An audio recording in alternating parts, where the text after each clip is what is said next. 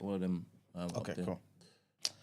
Good morning, beautiful people. It is Wednesday, the 26th of February, 2025. Welcome to TDA, the day after, your favorite news platform and the home of popular culture as defined by you guys, the culture.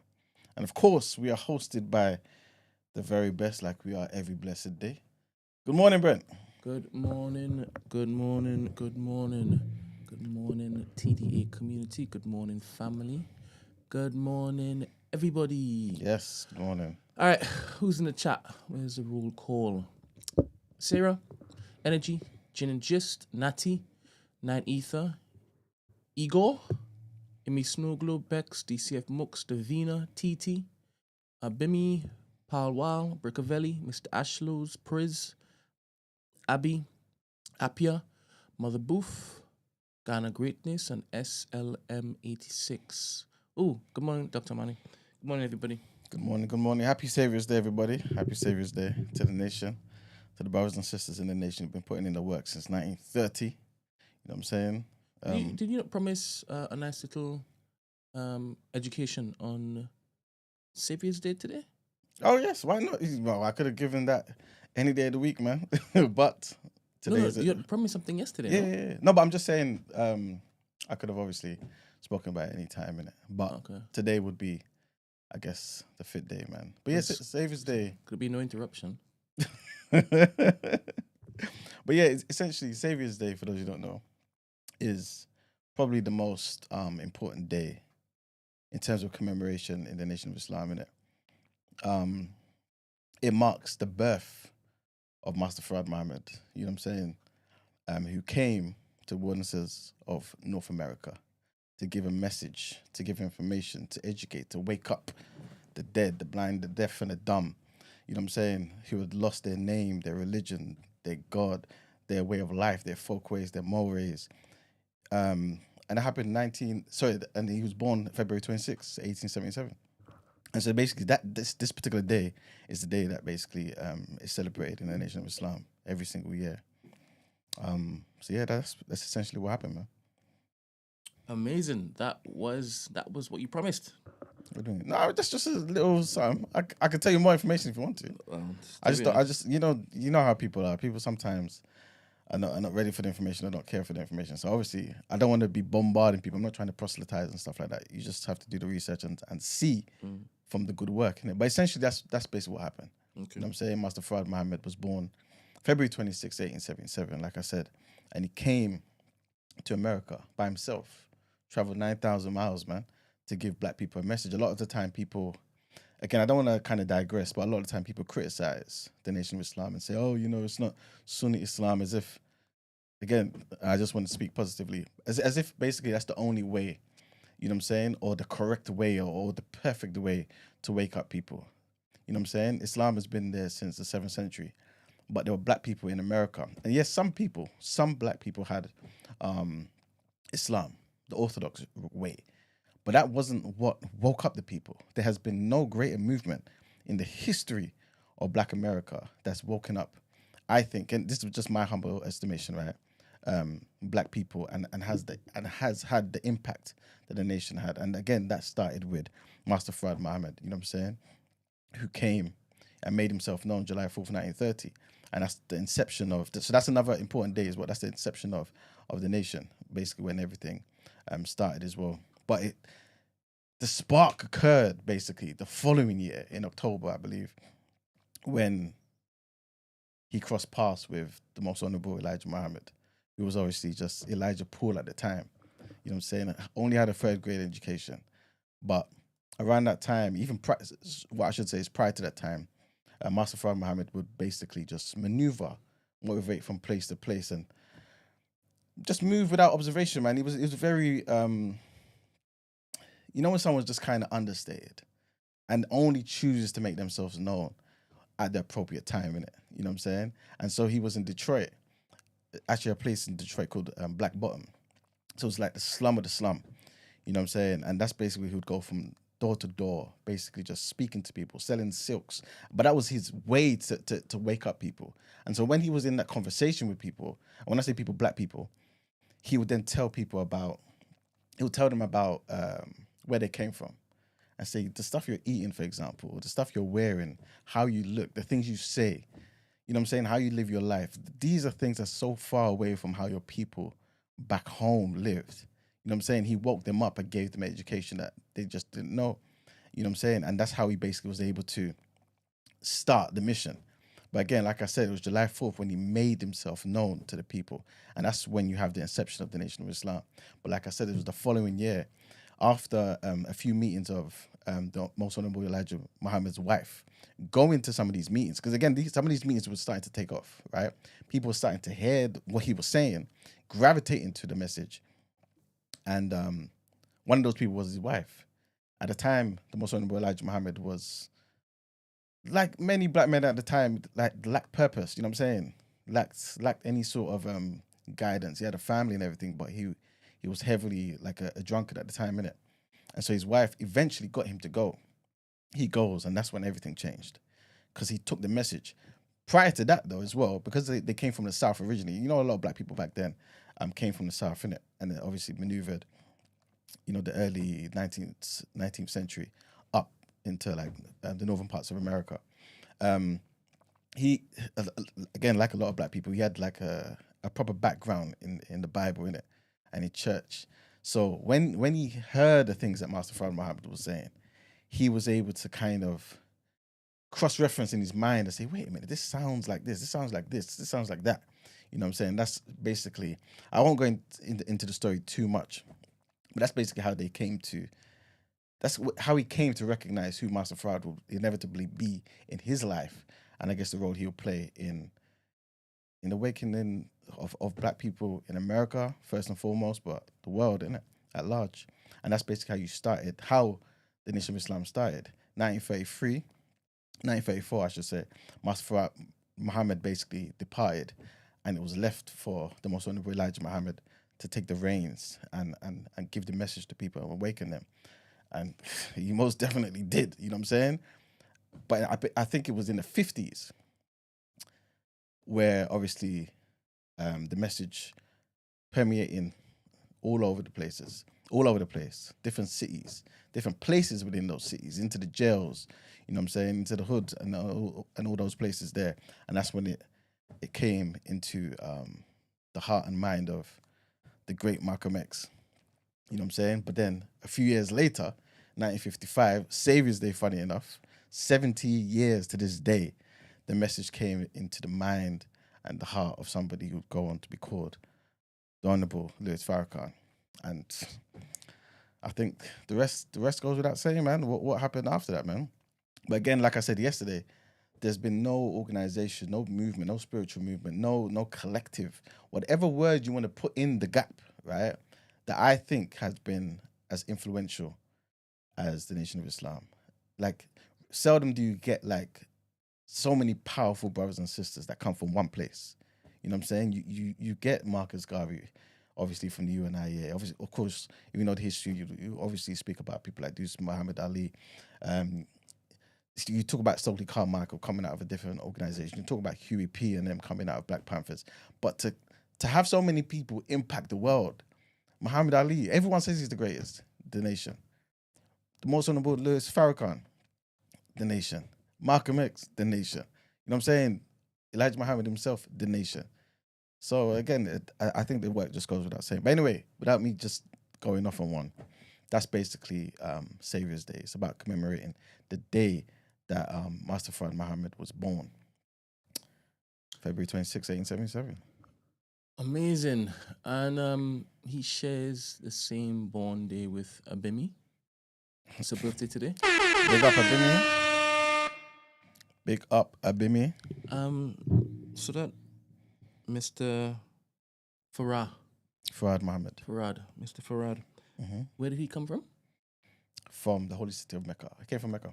In terms of him being born. You said he traveled from somewhere to America? So yeah. From where was that? From Mecca. Okay. Where's Mecca? Yeah. Mecca, Saudi Arabia. So he's from Saudi Arabia? That's where he traveled from. I'm asking you, where's he from? Oh, that's what you meant. Oh, he's the black man, isn't it? Where from? What do you mean? His country? Yeah, man. That's what I'm saying to you. He came from there, but originally He's a black man. His father was a black Was man. he born in Saudi Arabia? Yes. All right, thank you very much. Yeah, that's what I said, didn't it? That's what I said. He was born in Mecca. That's Saudi Arabia. What happened? So he's Saudi Arabian. In the same way, I'm English. Yes. I'm not trying to be flipping. I catch you know, up or but I'm anything. trying to tell you something. Do you get what I'm saying? This guy. Put it this way: he was not Arabian like an Arab. If that's what you're asking, is that what you're asking? I just wanted to know where he was born. Okay, cool. Yeah, he was born in Mecca. All right. Yeah. But yes, that's basically the gist, man. Happy birthday to Abimi, man. I think it's Erica Badu's birthday today as well, you know. Not too sure. Lovely. But yes. All right, thank you very much. Let's get into the headlines. Let's do it.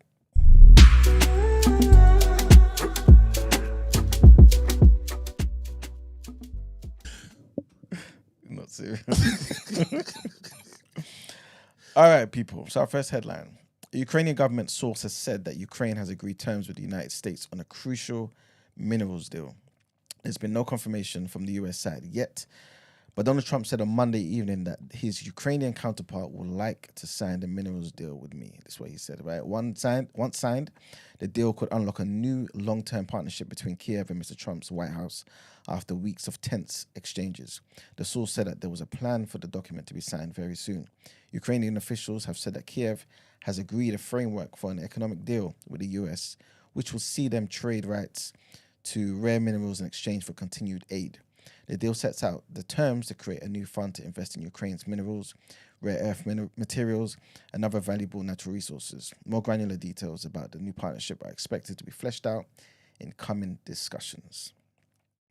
Next headline, and Keir Starmer is preparing to travel to Washington to meet Donald Trump after setting out plans to increase defense spending to 2.5% of national income by 2027. I think this came out, last night.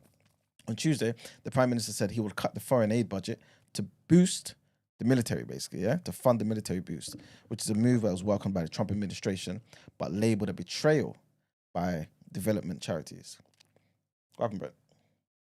What's his name? Who? The guy I was just asking you about. Master Farad Mohammed. How do you spell that? F-A-R-D. Fad. Yeah. Does he have pictures? There's one picture. Can't be this one. Well, I can't see it from there. I don't want to put it up because I don't want people to think I'm antagonizing you. Okay. Well, you can show me after. I'll send it to my phone. If that's what you think. Hold on, one people. Hold on 1 second. Just come and check this. That's not him. No. All right. So why is that there? There's so many different Interpretation like Jesus? No, different stories and let me get back on the thing. Yeah, you need to show me what he looks like. Because I'm seeing this on Wikipedia. Yeah. And it's like a mugshot. All right, put it this way. Let me put it this way. It'll be such a long discussion, but basically over the years, many people came out. Let me just give this some context. Sorry. Sorry. Hold on 1 second. So yeah, this is what I'm seeing. So he's gonna explain now. Yeah. So basically, over the years, people had come out to say, "Oh yeah, they knew Master Farad Mohammed, or they knew him as this, or they knew him with that." You know what I'm saying? So there's different stories. I believe there was a guy who came out. What's his name? He came out with a book trying to expose who he was and things of that nature. So there's been different pictures, different stories that have surfaced. So, scholars from all sorts of walks of life have come to basically try and find out who he was. You know what I'm saying? But there's glimpses, there's little bits of truth in different things. Like, for example, he went to a university in LA, California, I believe. At a certain time, he was also imprisoned at a particular time. So there's different things here and there in it. But the truth as a package has been all mixed up, and there's been so many different things. Even during the time of the Most Honorable Elijah Muhammad, he put out what's the thing when you put out money and say, if this is the case, prove it, that sort of thing. Yeah. Nobody showed up in it. But yeah, so this is what happens. But again, like most black organizations, there's always going to be people who come in to try and disparage and try to question the validity. Who put up that money? The Most Honorable Elijah Muhammad. But he's seen him before. He met him, no? Of course. So about the stories. So people came up with different stories. What was the stories? There's more than one. I can't remember exactly like that. But what was he telling people to prove? Whatever you're saying about him, like he's a crook or he's this or he's that, whatever it is, prove it. Bring the evidence. So, to be honest, Again, I'm not going into the detail. Yeah, but there let's were get back different to the headlines things. because I have bare questions, but I don't want to derail because I Okay. know you know I have to leave it early today. Yeah. All right. So I was saying, so Keir Starmer will face MPs in the Commons on Wednesday before flying to the US, where Ukraine will be top of the agenda. Starmer said the UK's aid budget will be reduced from 0.5% of gross national income to 0.3% in 2027, fully funding the investment in defence, which will rise from 2.3% of GDP. He told the Commons that would mean spending £13.4 billion more on defence every year from 2027. Last year, the UK spent £53.9 billion on defence. The Conservative leader, Kemi Badenoch, welcomed the increase in defence spending and the repurposing of money from the aid budget. Saeed Davey welcomed the announcement but urged the government to raise the money in different ways, through seizing frozen Russian assets or by increasing taxes on multinational tech companies. Even the SNP's Westminster leader spoke as well, Stephen Flynn, and he said that whilst his party backed the increase in defence spending, it could not support the populist playbook of cutting aid to fund it. And our last headline, interesting one here. A South African court has dismissed claims of a white genocide in the country as clearly imagined and not real, which has obviously undermined the comments made by the US President Donald Trump and his advisor Elon Musk. The ruling came as the court blocked a wealthy benefactor's bequest to white supremacist group, whatever that is, Borough Legion. Right, Grantland Michael Gray wanted to donate $2.1 million to the group to help it further its message of racial hatred and separation, but the court ruled that this request was invalid, vague, and contrary to public policy. Borough Legion says that it simply provides security and training services to communities and does not exclude anyone on the basis of race, gender, or religion. Trump has referred to the large-scale killing of farmers in South Africa, while Musk has condemned what he said were racist ownership laws and previously condemned the genocide of white people. Despite vowing to crack down on immigration, Trump has said that white South African farmers would be allowed to settle in the US as refugees because of the persecution that he said they had faced. Despite numerous claims of the systematic targeting of the country's white Afrikaner minority group, local crime statistics figures paint a different picture. Apparently, 6,953 people were murdered in the country between October and December 2024. You hearing that, Ben? Between just October and December, almost 7,000 people were killed. Of these, 12 were killed in farm attacks. And of the 12, 1 was a farmer, while 5 were farm dwellers and 4 were employees who are likely to have been black. So these white genocide claims, guys, absolutely false. Nothing to it. And that's it for our headlines. Let's go into our topic of the day. This is his son? Whose son? This guy. Sorry. I'll get back in the car. Sorry. Stop reading what you... Just stop believing what you're seeing. No. This is all new for me, and you know I'm going to go down a rabbit hole now. Yeah. All right. What you saying?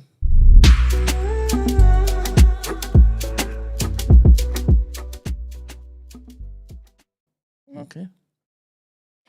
All right, people. So today's topic of the day. It's gonna be a short one, but it's about. Did you hear about the Epstein files? Yes. Okay.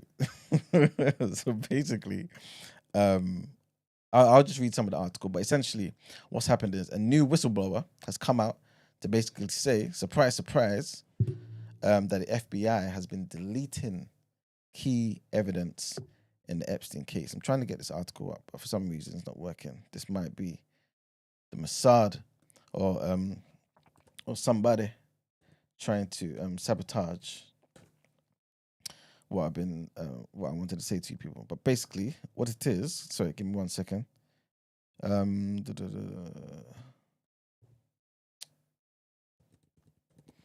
Long story short, essentially, that there is somebody trying to let the people know that the FBI has systematically deleted evidence, which is tying basically high-profile cases related to Jeffrey Epstein, right? So basically, these allegations were aired by a podcaster by the name of Benny Johnson, and this comes after the Trump administration began reviewing the Epstein files before their possible release. Obviously, it looks like they found certain things that might have been of interest to certain people. But this alleged whistleblower has said that the FBI systematically deleted massive amounts of evidence tied to high-profile cases related to Jeffrey Epstein and internal operations against American citizens. The alleged move was aimed at obstructing investigations led by the FBI director and the deputy director. So this goes from the top, apparently, yeah. The accusations were aired, like I said, by the podcaster Benny Johnson.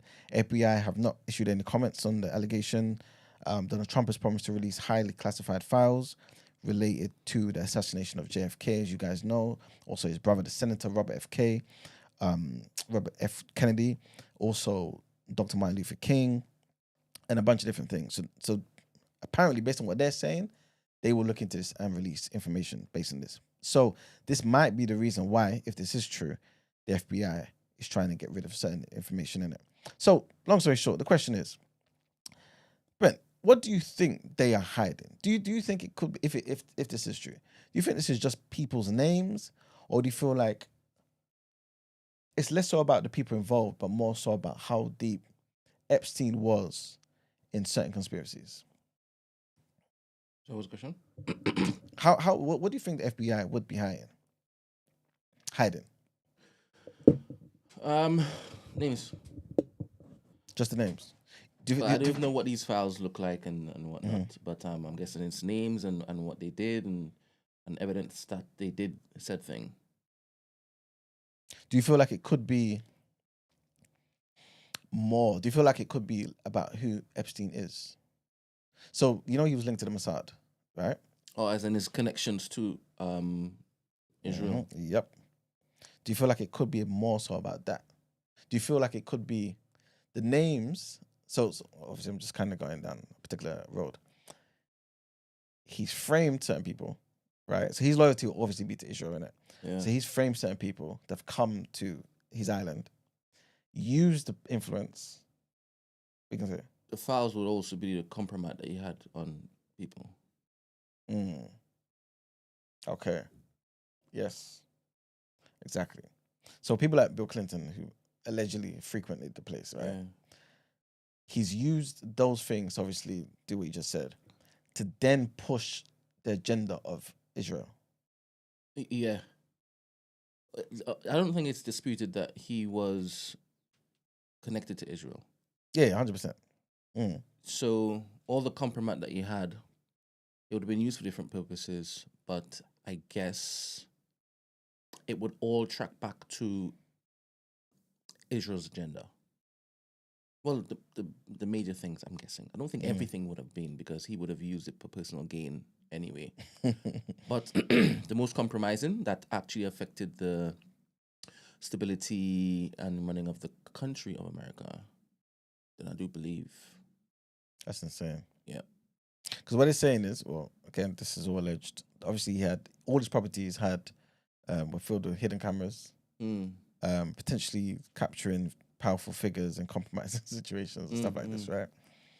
But when I was thinking about this, I was thinking, did he? Remember when Kanye West... Did he or did he? No, did he? Puff Daddy. So, you remember when Kanye West said, oh, this guy's a Fed? Could Diddy have been the equivalent of a Mossad, but for some other something? The equivalent of Epstein? Yeah, sorry, yeah. Yeah, you think so? Yeah.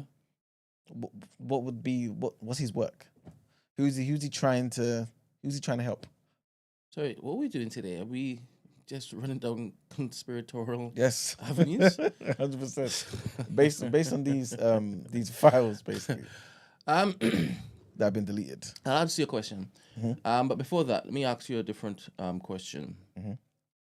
Let me just get a screenshot. So, you are the president of the United States, and you have the football. Do you know what the football is?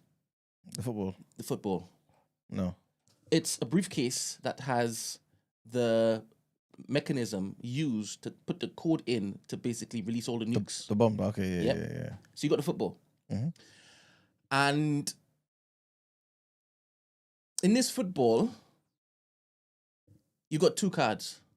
A red card and a blue card. When I say card, a card that you can basically snap, and then you can read the codes in it, type it in, and then you can basically detonate. Yes. Mm-hmm. Now, there has been a catastrophic incident globally that has wiped away or is wiping away large swathes of landmass. Right? Now, every single nation knows about this because it's mashing up everywhere. It's a global event. And obviously, every single nation is looking to protect its own interests. Is it hypothetical? Is this something that you're saying is the case right now? Not right now. Yeah. You give me a hypothetical. What does it matter? No, I'm just asking. So right now you think that there's some event that's happening? You might be listening to people who are on the ground, innit? No, as in right now. Yes. Okay. You never know. What is that? Why I'm keep on looking at my phone? That's Steven I'm talking to. No, not that. Because obviously, you believe certain things, innit? You know what I mean? Don't Like, make me out to be a cook now. you've already made this clear that you believe. All right. Anyway, go. Every single country, every single nation is looking to protect its own interests. And what I mean by that is if there's a cataclysmic event, there are going to be limited resources for each nation to feed its people, look after its people, whatnot, right? So they're sending nukes. Each nation is sending nukes to any other nation that might look to oppose them for the remaining resources. Right? It makes sense so far, right? Yeah. Yeah. So you as the president of America, you've gotten into Air Force One and you're in the air. And the Joint Chiefs are telling you this, the rest of the big boys from the big nations with the big missiles, they've launched the missiles. And you can see it on your screen. Right? It's going up, right? And I told by the Joint Chiefs, you need to launch all the nuclear missiles and mash up all the different countries. Do you understand? Yeah. That's the only thing that you have left to do.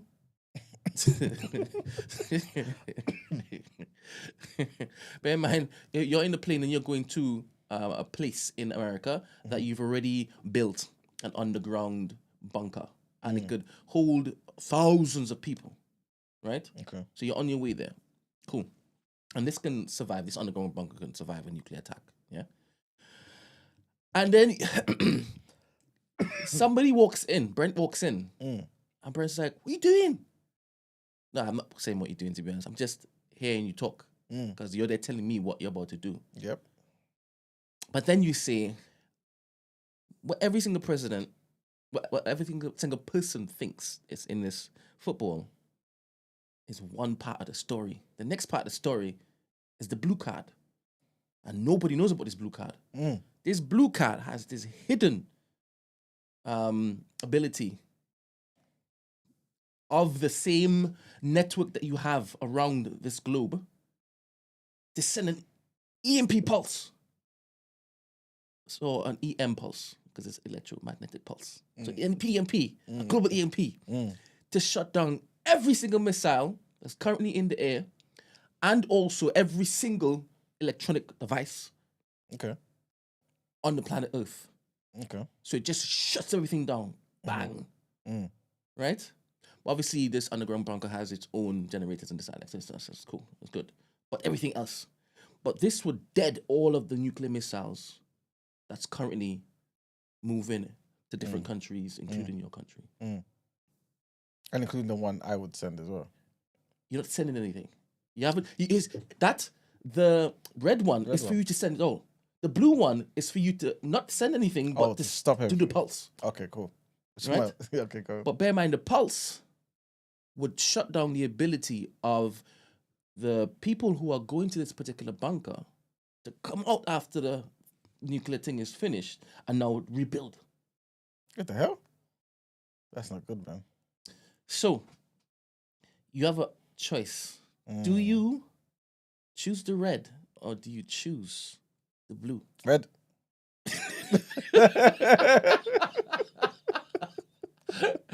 When I see the blue, you're like, why you tell me this? I want to blow it up.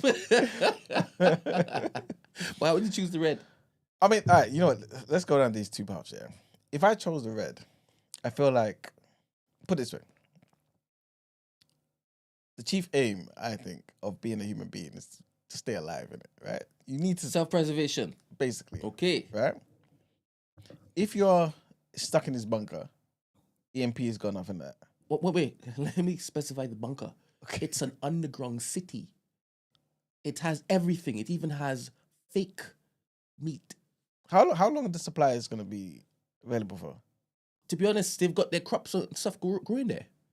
They can stay there indefinitely. Serious? Indefinitely. Okay, cool. And who has access to this bunker? Just my country. Yes. As in, and my country is the US. Is that what you're saying? Yes. Should we make it Nigeria instead? Or Africa? If you make it You said Africa, country. yeah, I know, but Nigeria is not as big. So give me a few more countries. Which would you pick? Let's just say West Africa. What makes the cut? What did you just Let's say West Africa. I hope you all are listening. Sorry, go. Right, so to be fair, there's a lot of unused land in Africa. Yeah. So I would tell all the black people around the world, I'll pay for their flights, right? Get them to come home, then EMP the world. Yeah, 100%. So everyone else gets shut down. Yeah. They're finished. They're done out here. Yeah. And all of us can be underground and start again. Okay. Create heaven on earth. Okay. On the earth. Yeah, there you go. Okay. You know what I'm saying? All right. So that was the sidebar of you decide to do if you had the option. But back to the question. Okay. So with the red one though, yeah. With the red one, I should say. Enables us to. No, okay. So basically, yeah. From now on, yeah. What you're saying is that blue thing, with the whole underground city, all that stuff doesn't exist. What did you just do just now? What did you conflate? The blue thing with the underground city? What do you mean? Yeah, as in the EMP post, me pressing that. Yeah. The city. Are you basically saying now? We need to back to the question. Are you basically saying that doesn't exist? The additional thing you gave me, or what? Wait. You were saying back to Epstein? No. What are you talking No, about? the original question of me saying, why would you basically do the red? Oh, okay. Only because I didn't think I had all those options with the blue. I thought that if we were stuck underground, then we're dead, innit? Like, it's only a matter of time before that's it. So my main thing would be for us to survive. So if it means... Yo, young buck. happened? Before you answered quickly with red, I gave you that there were two options. Yeah. As in the red or the blue. Yeah. And I also told you, it doesn't matter if it is you do the red or the blue, you still have the underground city. Okay, I didn't know that. I thought... yeah, but even with the underground city, I didn't know it had all those things you're talking about, like the indefinite supplies and all that. Because if I do have that, then I'll go with that. Because why do I need to be... Go with what? With the underground city. Oh, listen carefully. You have that anyway. Do you understand? It's been built before this. They knew this was happening, so they built the underground city. I would utilize it. So basically, I would use the blue thingy and then go underground. So you would not do the red, you would do the blue. Yes. All right. Yeah, Cool. There's no point in me killing people. You know what I mean? Just stop all the wars, let them figure it out. Hopefully, yeah, and then I'll just go underground. And black people, we just survive and do our thing, man. All Separation and that. Cool. Another side question. Did you hear about the city in South Africa that has whites only? Yeah. And they have their own currency. I didn't know about the currency. Yeah. But yeah, they have their own stuff and they have their own police station. To be fair, Chinese people have their own police stations in South Africa. Yeah. And they've got their own restaurant mall complex in Nigeria, to be fair. But yeah. Would you like to have a city in this country that's blacks only?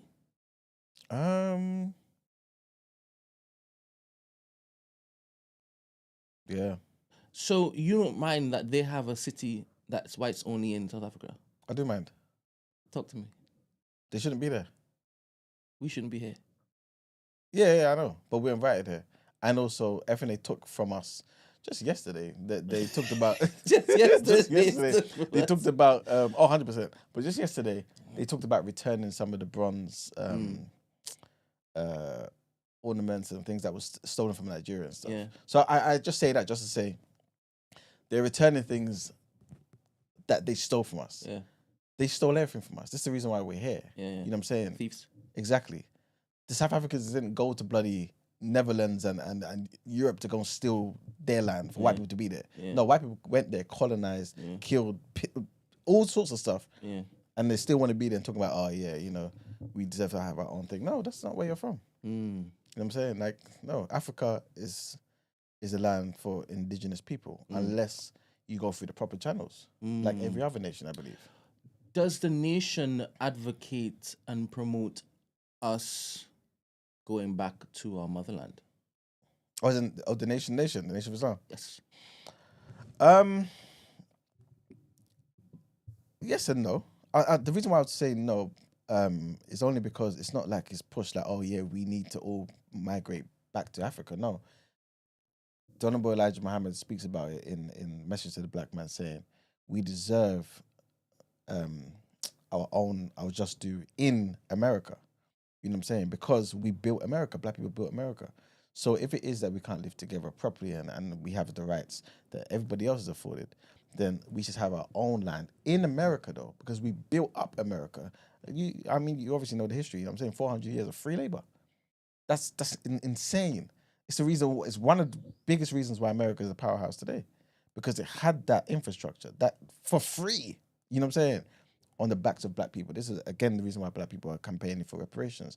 They should have what they're owed. You know what I'm saying?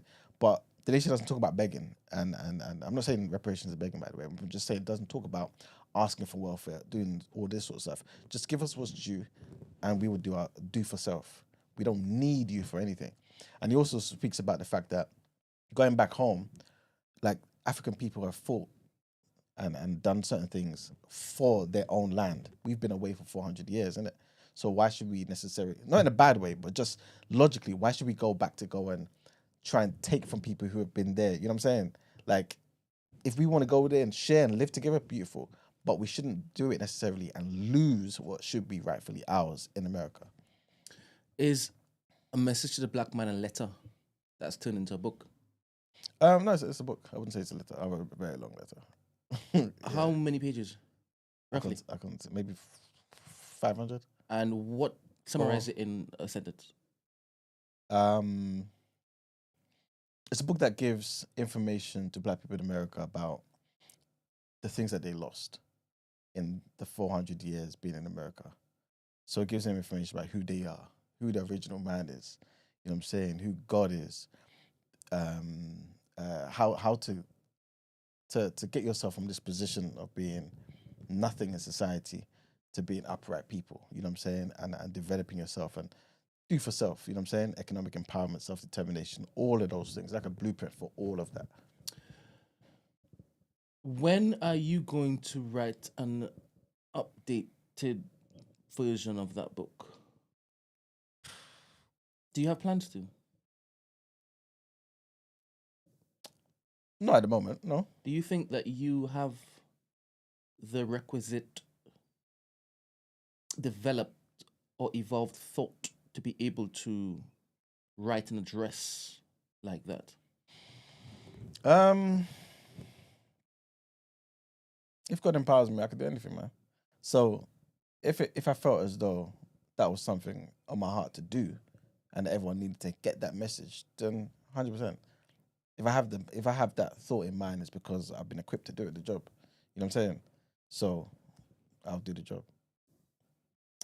Would you die for... Did you say yes? I'm listening to what you didn't even said the question. Your head kind of moved. I was like, whoa.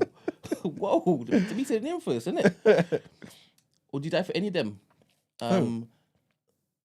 The first one, the one that's ambiguous in its appearance. I'll you know what, another day. What I'll do is I'll go into that because it's all part of the. That's fine. I'm just pulling your leg. I know. Don't take anything that I say seriously, but ask the question seriously. If there was an opportunity to basically put your life on the line for the ideals that Master Farad Muhammad has espoused, would you do that? Yeah. How about the Honorable Elijah Muhammad? Yes, it's all the same. It's all the same message. Okay. It's the same. It's the same. The way I see it is me living and being prepared to risk things that I hold dear for the truth that will Yeah. empower black people. You know Yeah. what I'm saying? And we've got that truth, I believe, via the nation. We had that truth via Marcus Garvey. You know what I'm saying? We had that truth via those people who come around once every lifetime. You know what I'm saying? To help us along the way. That's how I see it. Do you see yourself as one of those who would come once every lifetime? I believe everyone has that though, to some degree. But I just believe it's a I bit don't think different. so. No? No, In I te- don't think everybody thinks that way. no, I don't think everyone thinks that way. But I think, okay, to be fair, I'm kind of, lack of a better word, being nice in it. But I feel like a lot of people do have a mission. In fact, I believe that everyone has a mission that only they are equipped to perform. The mission may be deemed small in our eyes, or maybe deemed huge in our eyes, but I feel like in some ways all of equal significance. You know what I'm saying? It's just that sometimes I feel like some people actually live out the mission. You know what I'm saying? And I think that's why we see the gravitas of that particular work. You know what I mean? But yeah. I think you are being nice because what you're speaking of is something that has a global impact. These names that you just mentioned just now. Yeah. Whereas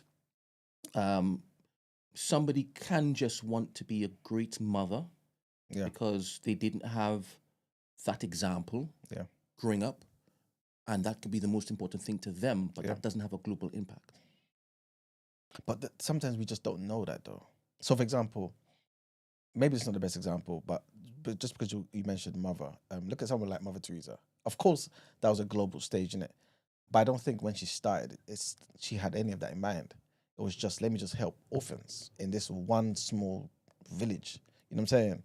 But it just kept going, sort of thing. And sometimes you're just raising a particular child and just trying to be, like you said, a good mother, but you didn't know that you're raising the most honorable Elijah Muhammad. You know what I'm saying? He would then go on to change the world. Or you're raising Malcolm X, who would then go on to change the world, Muhammad Ali, whatever it may be. So if that person was the good mother, would we have got the product afterwards? Yeah, I'm not sure if we're arguing the same thing because the intent of that mother wasn't what you said. no, Okay, cool. I get you. but yet the intent of Master Fahad or Fahad. You can say it Fahad. What is the right way? Farad Muhammad. Farad. Farad Muhammad. Or you can, if you say it the other way, you have to roll your R's. But I can't roll my R's like that, innit? Because you're not from where he's from? Because I can't. I'm not a R roller. So you know what I'm saying? That's the title of the ep. I'm not an R roller. Anyway, so I think why I'm asking the question is, at what stage do you stop following and look to lead? When do you start out on your own path? That's a very good question. And funny enough, the seed, one of the most recent times that seed came into my head is when Daryl came here. Yeah. Big up Daryl every single time. Every single time. Because he spoke about almost like, and I don't want to get it wrong, but in his presentation, the second time, he spoke about almost like a 4-step evolution. You know what I'm saying? And again, I don't want to mess it up, but almost like, you hear something. It changes you. You join an organization. And then you kind of, I don't want to say outgrow the organization, but you start your own. You do your own thing. You know what I'm saying? So, I don't know, to various degrees, it might just be, I don't know, that evolution where at some stage I'm meant to do that. You know what I'm saying? This might be what I'm doing now. Eventually coming, you know what I'm saying? Because I've been exposed to so many different walks of life. Obviously, 95% of them black influence in black Afrocentric walks of life. That's what I care about. But I've taken so many different things from all of them. You know what I'm saying? So I guess at some point in time they would come into one, and I mean it kind of does that now, innit? But you know what I'm saying? So yeah. If that's answering your question. All right, cool. Do you want to talk to me about Epstein again? I mean, we've done the topic of the day. Yeah, to be fair, we can move on go. from Mr. Epstein. You know what I mean? Some people are in the chat talk. Hold on one second. Inobo says, man, if there was a reformed black nation, what would we speak to each other? Stop tribalism and start international trade? ? I'm not too sure if I understand. Is it how do we speak to each other? And are you saying I am pushing tribalism, or are you saying what would we speak to each other to stop tribalism? Okay, I think that's what the question is. What do you mean by what would we speak to each other? What do you mean by that? Yeah. What do you mean just by give that? him some clarity. A bit more, on yes, that. please. Thank you. If it is that you want him to respond to that. Yes. But while I wait for that, let's move on to our next set of headlines.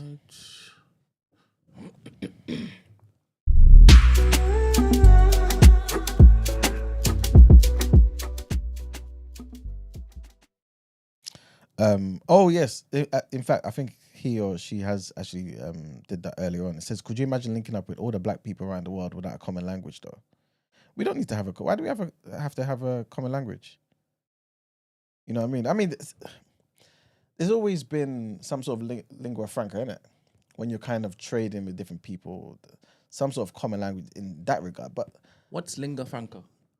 Like a common language. Lingua franca. Lingua franca. Yeah. Lingua franca. Yeah. It might be like a broken down version of a combination of different languages that we all kind of understand. So when we come to the marketplace, you know what I'm saying?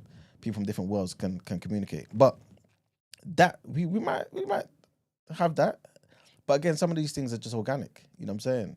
Like you just pick up, like for example, how many people use a lot of the common expressions or even sounds and tones or whatever outbursts that Yoruba people use? You know what I'm saying? So that sort of thing will develop with time, innit? But again, it's not about trying to be tribalistic.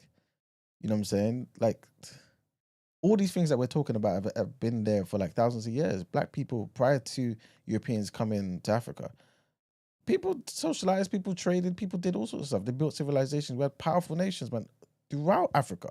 You know what I'm saying? So this wouldn't be anything new, but it would be just a reminder that for a certain amount of time, we were under the foot of our enemy. And so we need to go back to something else. And I think that would kind of unify us. You know what I'm saying? Pan-Africanism to the end, people. But yes, our next set of headlines. Israeli warplanes have carried out several airstrikes on military targets outside Damascus and in southern Syria, as Israeli officials warned the country's army not to move south of the capital city. Israeli jets struck military sites late on Tuesday in the town of Kiswa, which is south of Damascus. And on Sunday, the Israeli Prime Minister Benjamin Netanyahu demanded the complete demilitarization of southern Syria. This guy just every day talking about other people, other nations. The new Syrian government has not confronted Israeli forces in Syria, though Syria officially dissolved all military factions on the 29th of January. The new government has not yet managed to form a national army. Prior to the fall of Assad, Israel bombed Syria periodically, though it usually did not publicly claim responsibility for the strikes. So this is what they've been doing, right? And most of Israel's military activity in Syria was concentrated on Iranian forces and weapons transfers to Hezbollah in Lebanon. Next headline, and a new search for the Malaysia Airlines flight MH370 has been launched more than a decade after the plane went missing. I wonder why.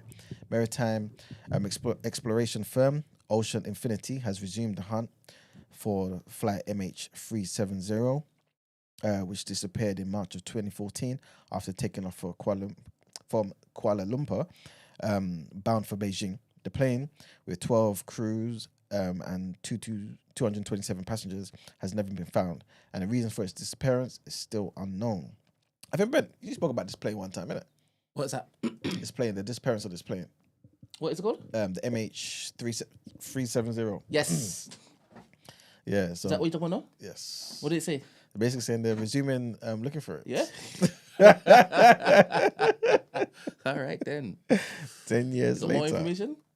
Well, I'm still going through it. All right. Malaysia agreed to resume the search in December last year, right, with a no fine, no fee contract for 18 months. Ocean Infinity would receive $70 million if the wreckage was located and verified. The families of those on board are still waiting for answers. Some traveled to Madagascar in 2016 to search the beaches for debris. A piece of the plane that obviously, a piece of the plane had been found off of Tanzanian and Mozambican coasts. Questions remain about why the plane made a seemingly controlled turn, of course, towards the Indian Ocean, and why 2 pieces of key communication and tracking equipment on the plane went silent. Theories obviously range from a pilot gone rogue to sabotage and conspiracies that the flight was shot down or disappeared by a nefarious government agency and landed at a dark site, either because of sensitive cargo or politically significant passenger. Brent, what's your theory? Just a quick one. The only one that makes sense. Based on the evidence provided. What is that? It was disappeared by 3 orbs. 3 orbs? Yes, rotating orbs. So it was taken to the black site, basically. Because of the sensitive cargo on board. Serious? Yeah. What are some of the possibilities of what this cargo could be? The human beings. Serious? Yeah, they were trafficking? Defectors. They were going to China. Oh, serious? They were sending a message to China saying, hey, we knew that you guys were looking to steal this tech. This is our power. Flex. Yeah. Out of all of the theories that were presented to me, that for me is the strongest, only because of my bias. So when they landed at this dark site thing, yeah, what happens there? The plane was dismantled. Certain parts were placed in these oceans or whatever, but the cargo was dead. Okay, so that's my alive. next question. Serious? They're not alive. Yeah, there's no point to keep them around, innit? What? You There'll be can't. What? There'll be no point in keeping them around, innit? What? So what happened? I thought you were basically saying Sorry. they took the plane Yeah. somewhere, right? With it intact, I took the think people the out. actual disappearing of the plane. Yeah. I don't think it saves or preserves Okay. the human people inside of it. Okay. I don't think that's technology like keeps those things intact. Or even if it does, they wouldn't have been left alive anyway. Yeah. Because look at what you've just witnessed happen. And it's supposed to be secret technology. You're not going anywhere with this information. Let me just unalive all of y'all. Insane. Yeah. But it will sound cookie unless it is that you go through all of the information I've seen. All right. It's not even in the dark webs. It's on X, just in plain daylight. And Candace Owens also did a interview with the guy who basically broke everything down. Okay. Also, a channel called Redacted did an interview with the guy. That's where I first saw it, Redacted. And then he was invited on Candace Owens' platform to then talk about it. And he basically, showed all the evidence that he had, brought up. And there's also, there is, what's the thing, what's that word called? Where you are a civil servant of a country in a high-ranking position. Treason. There was treasonous behavior. And Obama, everybody's favorite president, he basically imprisoned the guy who actually leaked the information about this being this undercover black site type operation. There we go. Yeah. More and more details are going to come out regarding the type of technology some of these companies like Scunthorpe and Lockheed and Raytheon are creating. A lot of tech is going to be coming out, not in the public, but you'll see what they're able to do very soon. Okay. Yeah. For those who know, I'm not chatting like it's not a conspiracy theory, but for those who are hearing me for the first time, or the second time, or the third time, and haven't basically done your Googles, it's going to sound very conspiratorial. Because how can the plane just disappear, right? And 3 orbs. Okay, Brent. But, yeah, either which way, I think another YouTuber did a documentary, right? Their version of a documentary, and it was quite compelling too. And it told the story of how the actual pilot was going through some stuff, Okay. and he decided to basically have his last flight, right? And everything that he did led to him just going out and out and out and out and out to the Indian Ocean. I think it's the Indian Ocean, and then switch all of the things off and just. So he's just a selfish maniac. I can't remember what the He was a reason was. victim of his. I can't remember what the reason was, but people were asking afterwards. All right, cool, but why did he do it? Did he break up with his wife? Was he losing his pension? What was it? I don't know. Sad, man. But it was quite compelling. And I think every story can be compelling depending on how it is you tell it, right? You just told us a story about Master Farhad Mohammed. And when you tell it, because you tell good stories, man, and you tell it eloquently, Thank you. It sounds compelling. Until I Googles and find out his ambiguous makeup. Again, I could spend some time. Just yesterday, you guys were talking about somebody being half black and half white is a black person, right? That's a very simplified way to present what we talked about yesterday, because we talked about quite a few different things. No, but I'm just saying that is basically the narrative, especially in America, isn't it? That's exactly what Master Farad was. His father was a black man. Yeah, they're black and they're also white. If it is you're talking about that particular mix. Yeah, so you can be black and you can be white. What do you mean you can be black and you can be white? You can be black and you can be white. If you're you're both mixed. black and you're white. Yeah. Yes, if you're mixed in that Okay, particular those two mixes, yes, you're black and you're also white. Okay, cool. And you also mixed. All right, cool. You have black in you, you have white in you, and you're mixed. I hear you. Am I saying something wrong? No, it's not a wrong thing. Do you agree with me? It's not a wrong thing. Do you agree with me? I think it depends on the person, to be fair. I think it does.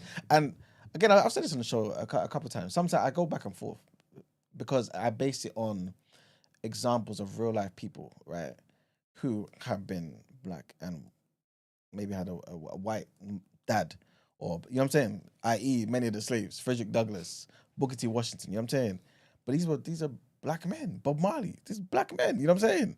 So how do we reconcile those ideas? And this is why I think someone like Dr. Umar said, look, well, this is his thingy. If you are mixed or whatever, but you identify full time, no breaks, as a black person, then you're seen as a black and African person. You know what I'm saying? So I understand why you have to make those concessions, if you even want to call them concessions. I don't mean that disrespectfully. But it is an important conversation to have, man. But I do think that race, I mean, it's something that we all know. It's a construct. It's something that's made up. And so since it is something that's made up, it can morph. You know what I'm saying? And it's a political thing. You know what I'm saying? So I understand it in that regard, innit?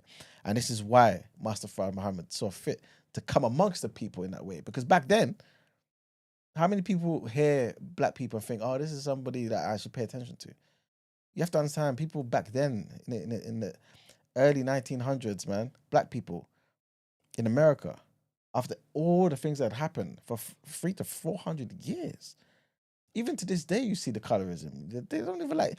Imagine a black man as dark as me and you. People question certain things. Let us be a lighter shade now. They might be willing to hear what we're saying a bit more. You know what I'm saying? And we still got that sickness. But sometimes, in order to cure the sickness, you have to give them something that's ready for that particular ailment. You know what I'm saying? That medicine has to be adequate for that particular ailment. You know what I'm saying? You can't just say this is the best medicine in the world. It cures AIDS, and give it to somebody with flu. It's just not appropriate. You know what I'm saying? So this is why Master Farad came in the fashion that he came and gave the message to the most honorable Elijah Muhammad, who gave it to Malcolm, who gave it to the honorable Louis Farrakhan, who has been putting in the work for 70 years. Today, 1955, you heard that message. Come on, man. That's dedication, man. The people tried to... Whilst we've been doing this show, we've seen attacks from the ADL, from certain Jewish organizations, Vlad TV, all these people lying. Like if again, I'm just talking about me. If I heard the minister say certain things, right, that wasn't right or whatever, then at least from my humble opinion, I'll be like, okay, cool, whatever. But he said certain things, and all these people can do is just misquote, just throw stones and lie. Catch somebody in a lie. Say that what this person is saying is fake. Say that, but don't lie. Twist what he's saying and then paint him as an evil man and this that. No, that's not how you do things. And again, we've seen this time and time again. This is the reason why I'm digressing now. This is why Lord Jamar and Godfrey, because they used to be on Flat TV always, isn't it? Like frequent interviewers, right? Interviewees. But when he lied, when Vlad came on his show and lied about what the minister said at one of his speeches, I was listening to the speech as well. Happened, it was a Criterion, July 4th. And he came, took a chunk of what the minister said, left out the context completely, said this and said, this man is anti-Semitic. He's this, he's that. I just thought, has someone just sent this to you? Or did you see this and you're really being the devil that you are by leaving out the context? Lord Jamar and Godfrey come to him because they're friends and say, yo, Vlad, you know that wasn't right, innit? Here's the context. Just in case you didn't know, I'm giving you the benefit of the doubt. I'm your friend. We are friends. We come on the show every, I don't know, couple of weeks, whatever it may be. Apologize, man. Because all the things you said attached to what you thought the minister said, at least come out, say my bad, apologize. Man refused. I said, what? He refused just to say, I'm wrong, I take it back, etc., etc. And that's why they fell out, and that's why they're not friends no more. So anyway, I just say all that just to say what I said earlier. Two things. A medicine has been repurposed. Ozempic. All right. Diabetes. All right. Right? I think it's diabetes. And it's now like a weight loss. Shed quick scheme. This is true. Secondly, but if you're not careful, it will kill you. Have you looking gone and looking like a maniac out there? yeah. You know what I'm saying? And mess up the lives of those who actually need that medicine. You know what I'm saying? And inflate the prices. Secondly, what was the great lie that you're talking about? What do you mean? What's the great lie that Vlad TV? Yeah, and the rest of the. Oh, I need to get the quote, but essentially it was about the minister said something along the lines of, I think he even quoted the Quran. I'm not too sure, but I don't want to mix it up. But essentially it was around the lines of throwing stones of truth at people, right? And bringing them to change and that sort of thing. He said, he basically said that the minister told black people to pick up stones and throw them at Jewish people. That's basically what he said. Is this true? Brent, you know I don't lie about these things, man. I have no reason to lie about this. I promise you, that's what happened. It was literally saying, pick up the stones of truth and throw at them till it breaks something. I can't remember the quote, but it was a metaphor for saying, for bring someone into correction. You know what I'm saying? But he saw it as, he just wanted to see it as that, as Farrakhan calling black people or calling people to pick up weapons to attack Jewish people. What? This man has never called for the death or the violence on any group. At least from everything I've heard. Never, not once. You know what I'm saying? On any group of people. And now this is the time you want. Anyway, I don't want to go from one, but yeah. It's good that his God has protected him all these years, if it is that he has been enemy number one in their eyes, no? True indeed. Fair.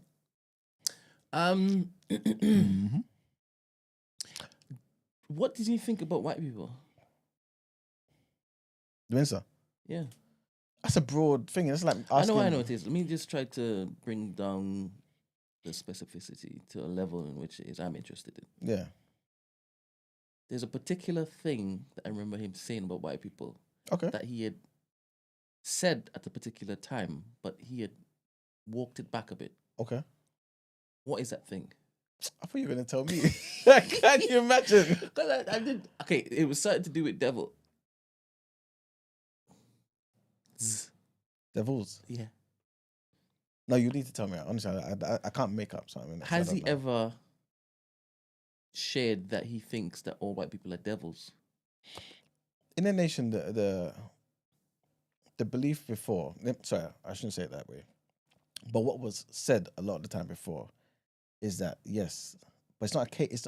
You have to understand it in context. It's not a case of saying all white people are devils. That's not the case. There's somebody by the name of Father. Oh gosh, It's not like you, bro. Father Flager. There you go. believe That's you.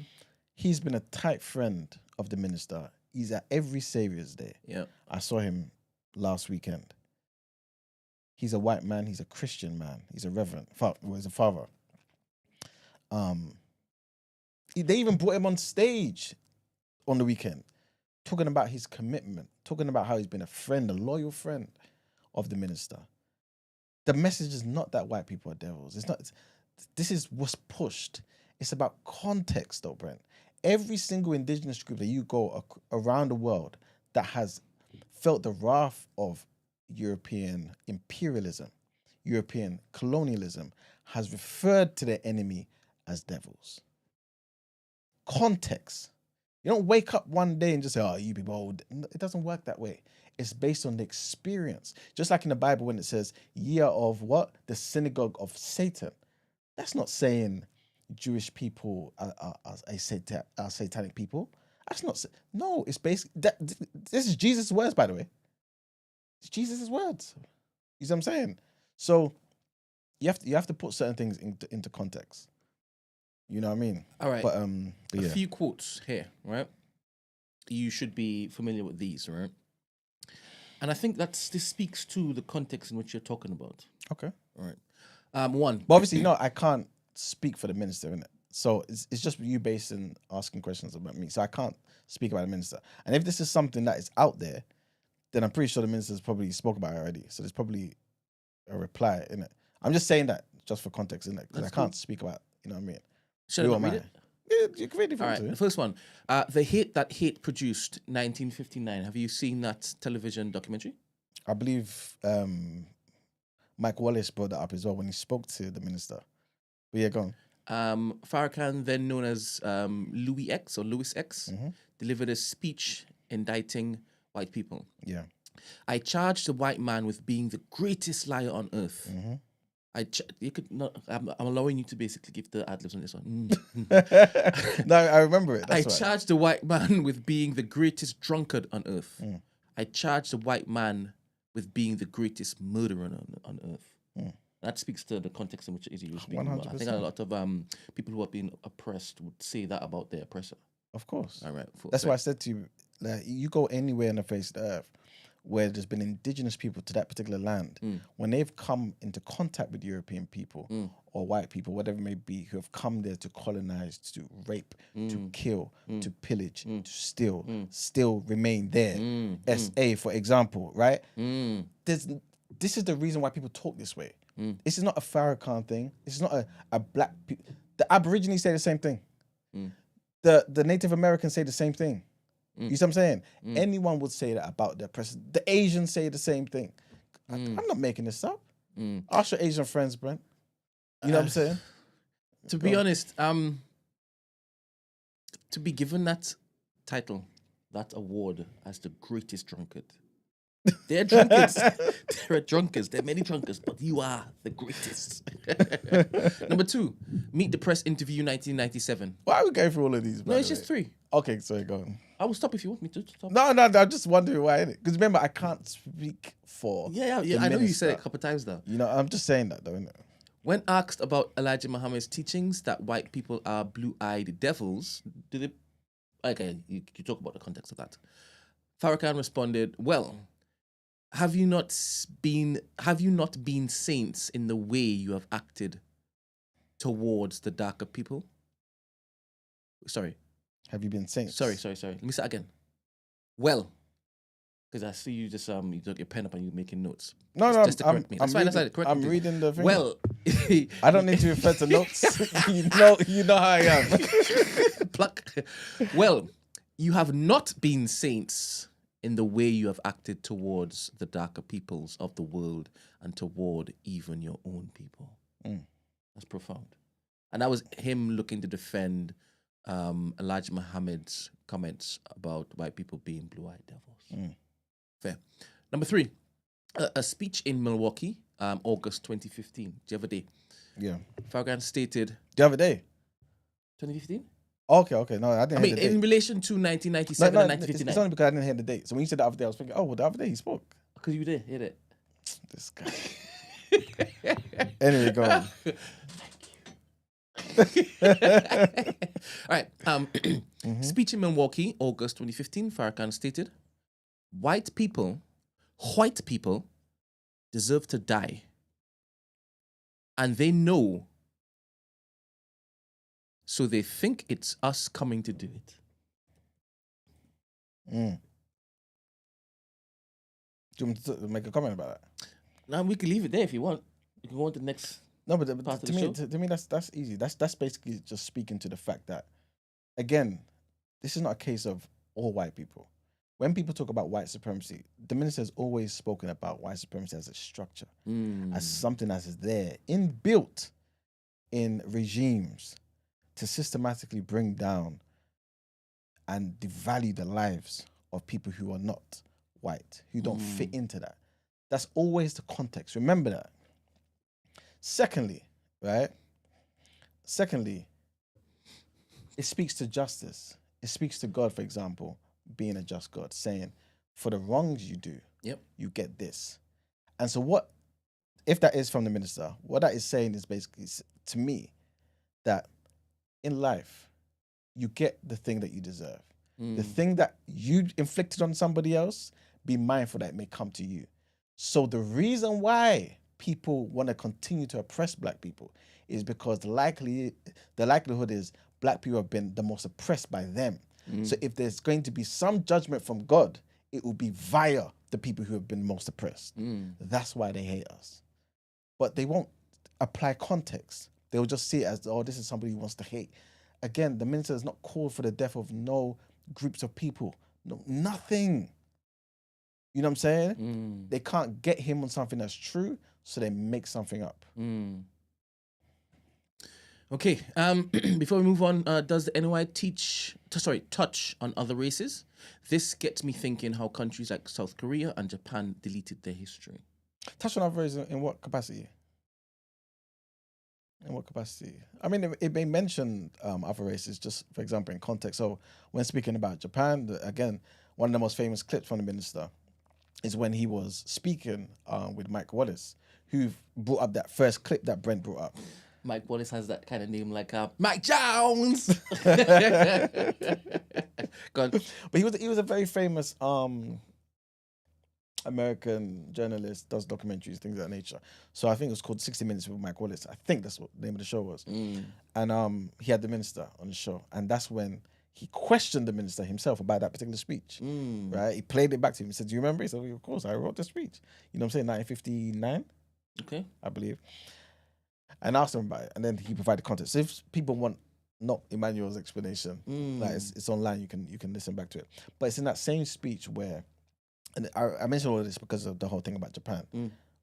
The minister defended Nigeria when Mike Wallace condemned Nigeria as the most corrupt nation on the planet, the worst he's been to. And the minister said, don't be a hypocrite. Don't moralize on our people. Look at the country I live in. You know what I'm saying? Look at the country I live in.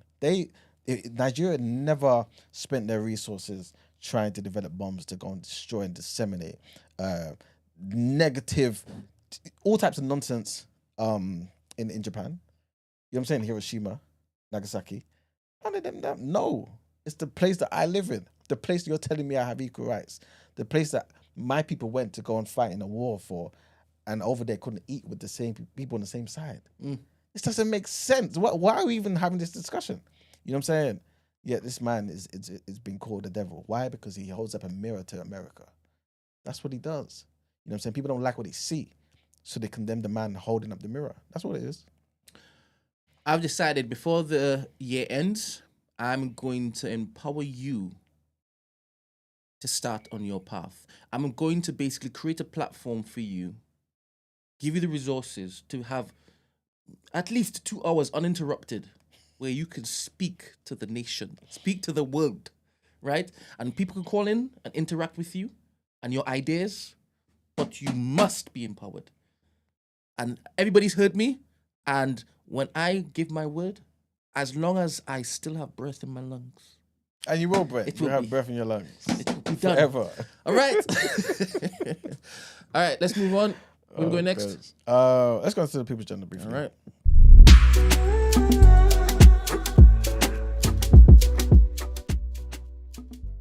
Yeah, you have to put it up on the screen, right?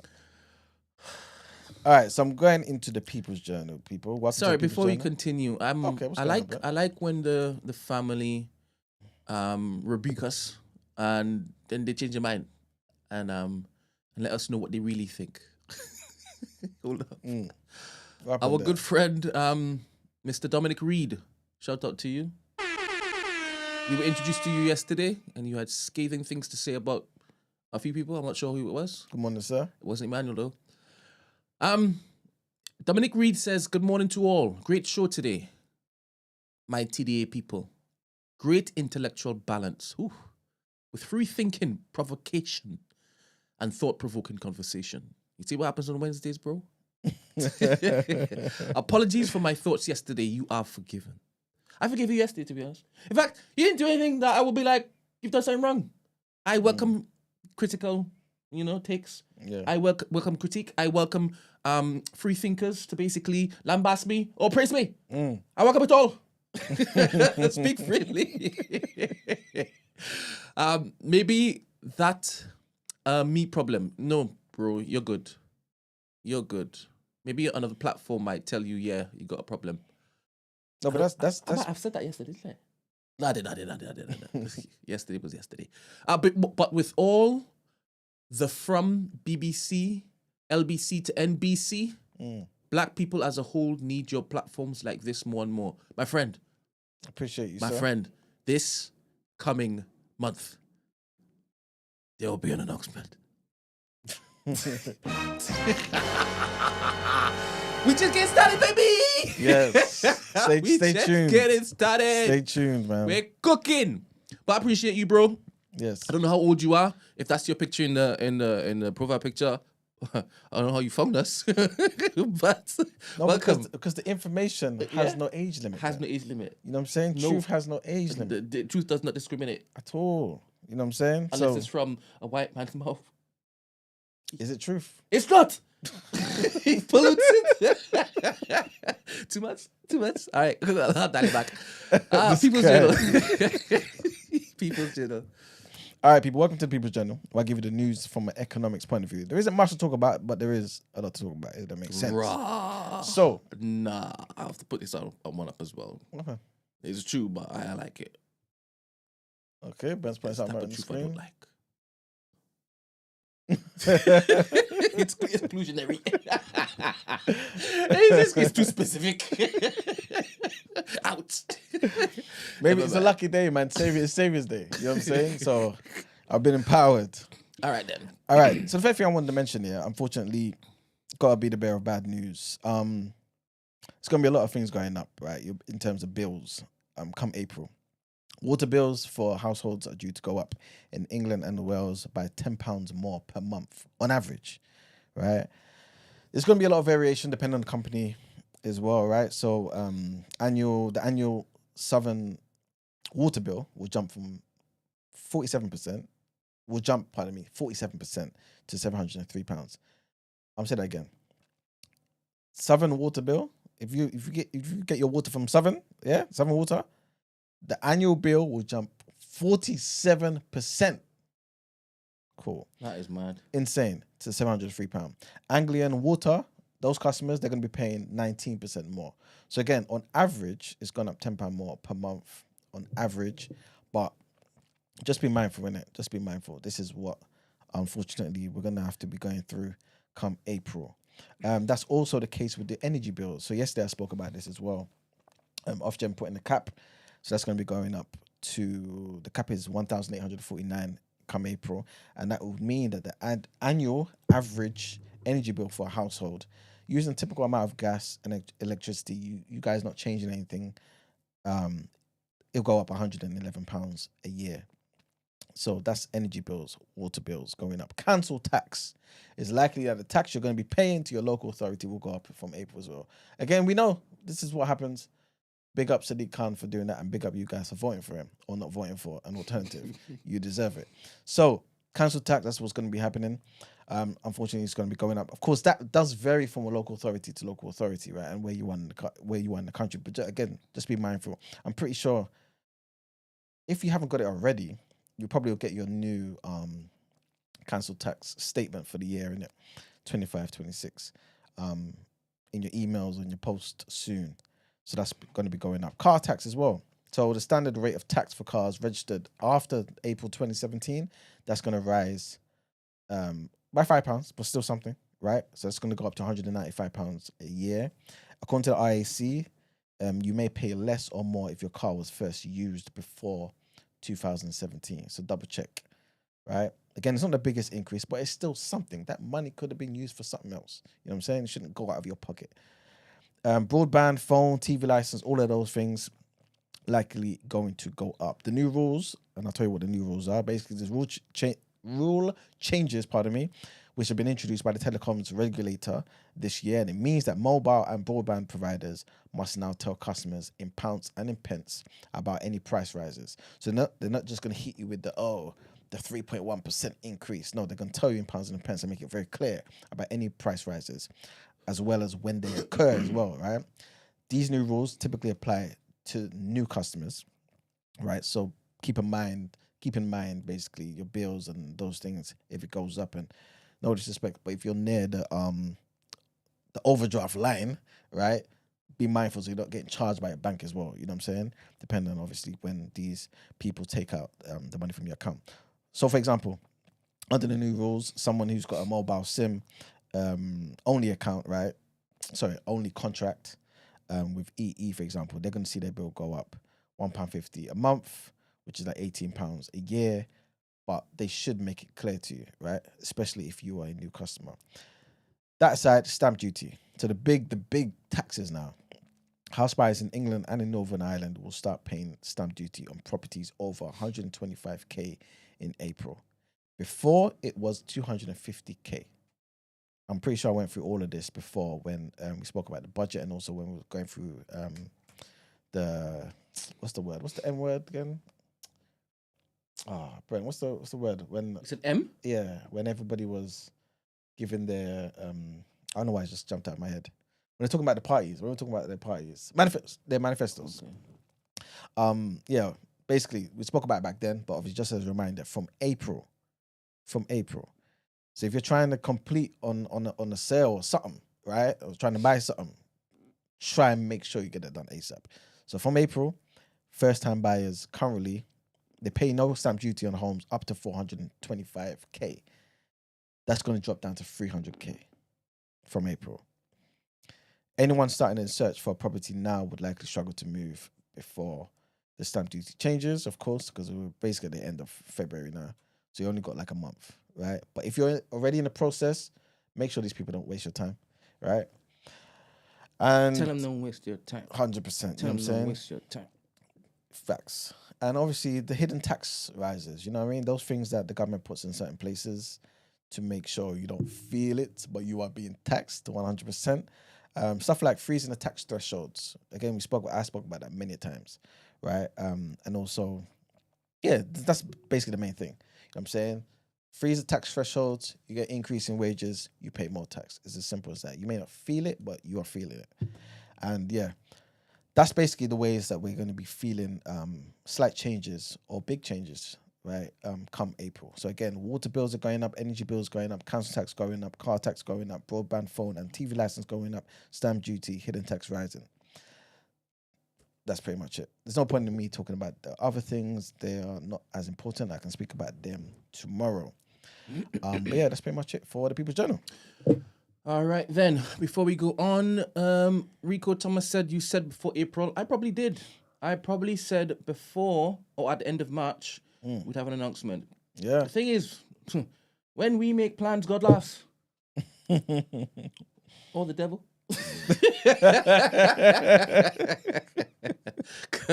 Because God has kept us keeping on providing. The devil has been working hard, very hard. And bear in mind, if the beginning of April was still to be a thing 2 weeks ago, I would have needed to take 2 weeks off of TDA. And we really, we die slowly when it is that we don't have this particular stream running every day. And we just couldn't look to continue the disruption of the broadcast. So we had to come back. But it meant that we had to push things a tiny bit back. But I'm telling you, it will be worth the wait. It will be worth the wait. And it'll be all for you all. It will be all for the community that we're building. All right, then let's move on to the last headlines.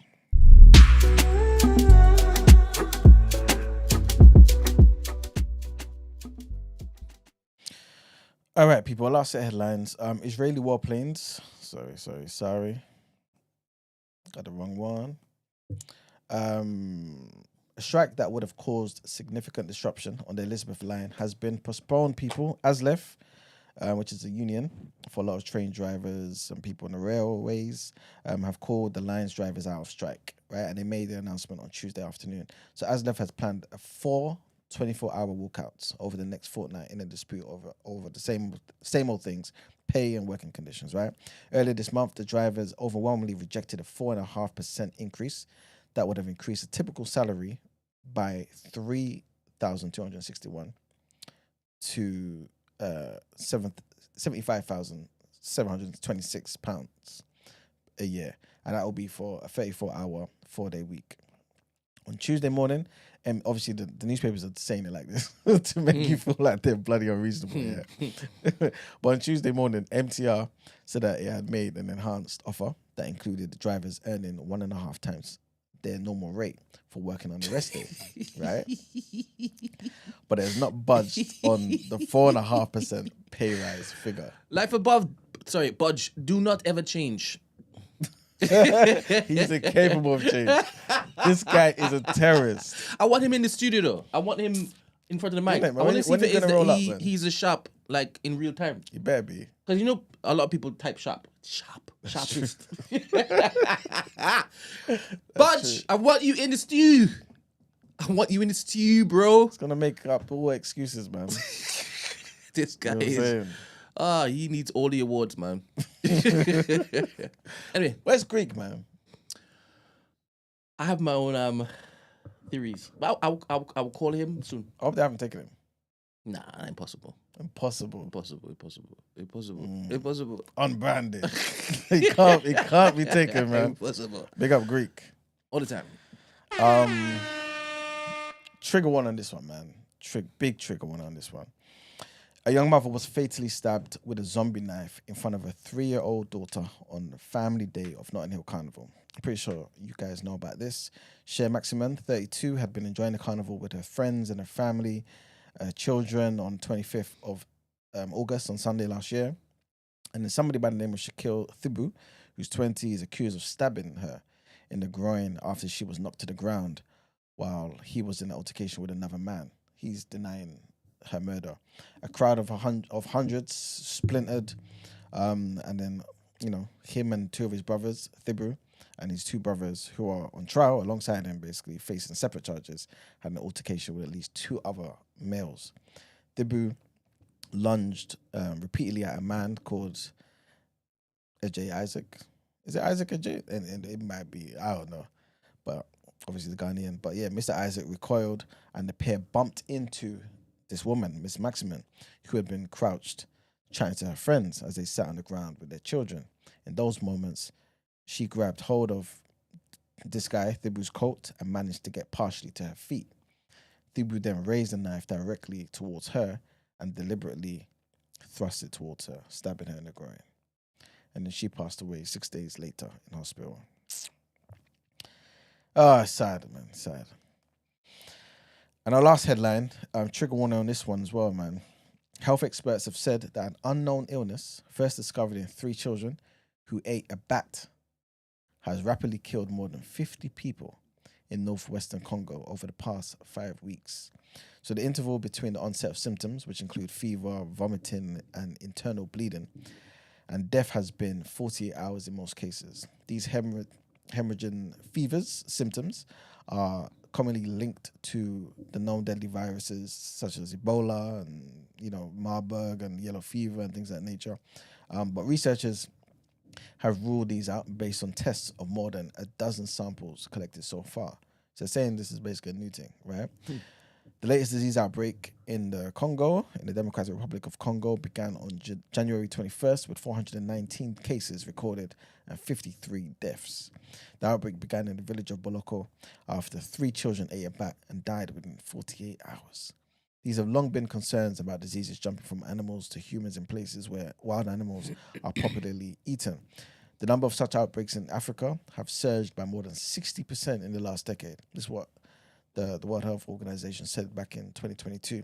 And last year, another mystery flu-like illness that killed dozens of people in another part of Congo was determined likely to be malaria. But that's it for the headlines, guys. Let's go into the reaction. Oops.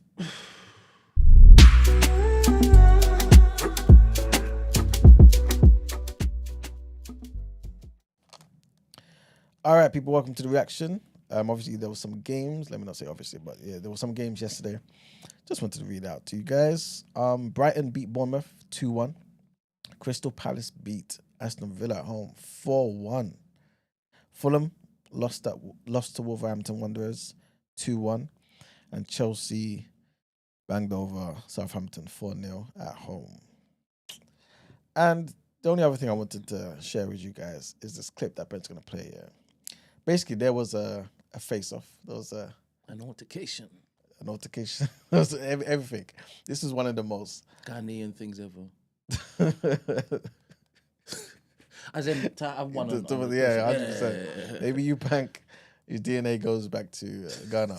Ladies and gentlemen, it all goes down on Saturday, April 26th, live on DAZN Worldwide and Sky Sports Box Office in the UK and Ireland. Saturday, April 26th. It's Ben versus Eubank. The limit 160 pounds. The family feud goes on.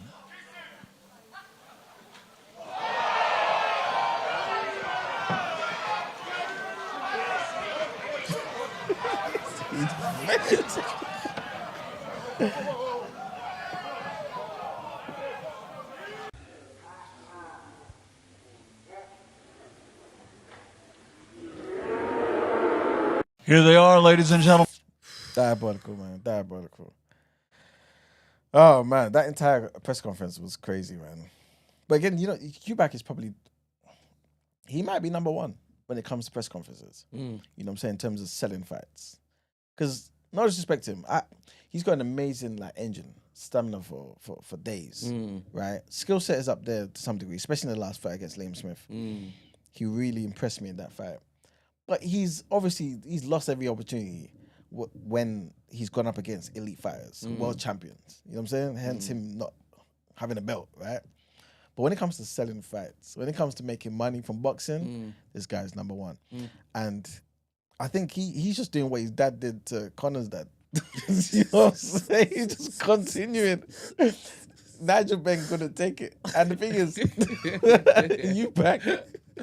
Eubank wasn't even doing as much as in senior wasn't doing as much as junior. He would just be there saying little things here and just posing and just doing things. And Nigel would just be fuming. And Connor's got that same gene. But Chris is taking it to another level now.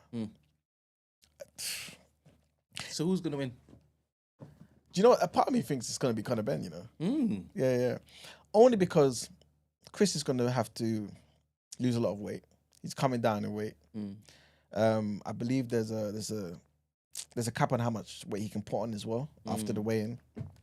He's going to be at a big disadvantage. And Conor just has so much anger and aggression that I think it's just going to be a whirlwind of just, I don't know, just force. But at the same time, I think the experience of Chris being in there with big punches as well, far more skilled than Conor Ben.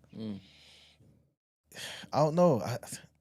He might be able to put on a good masterclass, but I just feel like the aggression of Conor Ben might be too much, especially because Chris, even though he's the bigger guy naturally, is coming down in weight, and he's, you know what I mean? Like, it's got a big disadvantage, man. So that's the reason why I would basically bet on Conor winning. But I don't want Chris to get knocked out. I really don't want that, because he will never hit the end of it. You know what I mean? I don't want, I really don't wish that for Chris. But we'll see what happens, man. We'll see what happens. But I'm team Eubank, though. Okay. You know, I love Senior, man. I love his dad, so yeah, I'm team Eubank. But yeah, that's pretty much it, man. All right. Into the wrap up. Let's do it.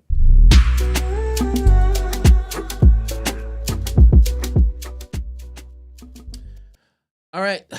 Thank you for listening attentively. Sorry. Quick message from our guest tomorrow. Imagine our guest from the future. Have a think about your health and nutrition, and have questions ready for her so you can call in and ask her. Everything pertaining to health and nutrition, any and everything, no question is too small or large to put to our expert tomorrow. It's going to be a good one, man. That's your homework, party people. Yeah, come prepared, people. All right. Then. It's been a good show. Thank you guys once again, for tuning up and blessing us with your presence on this wonderful Savior's Day. Today we spoke about Ukraine and how they've agreed terms with the US on a minerals deal, but still no security guarantee for Ukraine. Starmer as well, he's preparing to meet Trump. We spoke about that after raising defense spending. That's obviously made Washington happy. But it means it's cut some of the aid as well. I think that also makes Washington happy. It makes Kemi Badenoch happy anyway. And also we spoke about the South African court that's ruled that the claims of white genocide in South Africa are not real. We knew it was lies. Everything from the beginning when they got there till today has been lies. And as the court says it, clearly imagined, not real. Those are their words, right? All fake news. We also spoke about the Epstein files and how a whistleblower has claimed that the FBI is deleting key evidence. Are we surprised? I don't really think so. You know what I'm saying? They've been doing the same thing. They've been putting in information and taking out information for their benefits. You know what I'm saying? Like I always say, the effing FBI stands for fraudulent. You know what I'm saying? And Israel, we spoke about them as well, striking targets in southern Syria after demanding demilitarization. Can you imagine? Demanding demilitarization of southern Syria whilst dropping bombs on southern Syria. And if I start using the D word now, people will start saying I'm something else. You know what I'm saying? So we won't go there. But also we spoke about MH370 and the search for missing Malaysia Airlines flights. Is resumes after 11 years. Maybe it's just another waste of time, or maybe they're going to actually find out what Brent has been telling the people, man. Thousands of children in England as well accused of witchcraft. We didn't speak about that. but we will tomorrow. Rah. How did that go missing? I don't know You're what the one happened. who's leading the procession, bro. You know what I mean? Hey, this is diabolical. The devil strikes again. Huh? He made it so you didn't see it. Yeah, you just skipped over it. You know what I'm It saying? never don't affect me like that, bro. But it gave me more time to speak about Savior's Day. You know what I'm saying? So it's a blessing. You know what I'm saying? God knows what's best. He's the best knower. We also spoke about Elizabeth Line and the strikes that were postponed hours after commuters were warned to expect no trains. So everything's back running now. And we spoke about the sad news of the mother that was fatally stabbed with a zombie knife in front of her daughter at Notting Hill Carnival. That's currently in court. And of course, we spoke about the mystery illness in Congo that's killed more than 50 people only hours after they felt sick. right? And of course, in the reaction, we gave you the scores on yesterday's Premiership games, and of course, showed you the clip of Eubank and Ben. It's gonna be a good fight, man. Yeah. Or at least it's gonna be an interesting one. The pre-sale tickets, I think, was yesterday. The proper tickets for everybody is going to be today, I believe. If not today, tomorrow. Yeah. Apparently, I heard Eddie Hearn and what's his name, the other guy from Boxer, Ben Shalom, talking about the only regret is that they wish they took out a stadium that had more seating. You know what I'm saying? Because 70,000, they're saying is not enough. They could have filled 100,000 capacity stadium. You know what I'm saying? And they probably could have, to be fair. These guys are fighting because of the legacy of their fathers, but at the same time, they're bringing their own energy. And I think they have taken it to another level, especially with what Eubank Jr. just did. So big up those guys. They deserve their money. But yeah, that's pretty much it, people. Have a blessed Saviour's Day. Have a blessed day if you don't celebrate. You know what I'm saying? We don't hate. And we'll see you tomorrow. Please have your questions prepared for our wonderful guest. So knowledgeable, so humble. She's going to be giving you the information and give you the answers to your questions, man. Brent, anything else to say? I think I did, but I forgot. But never mind. Okay. Thank you very much, and see you all tomorrow. Peace. Bye.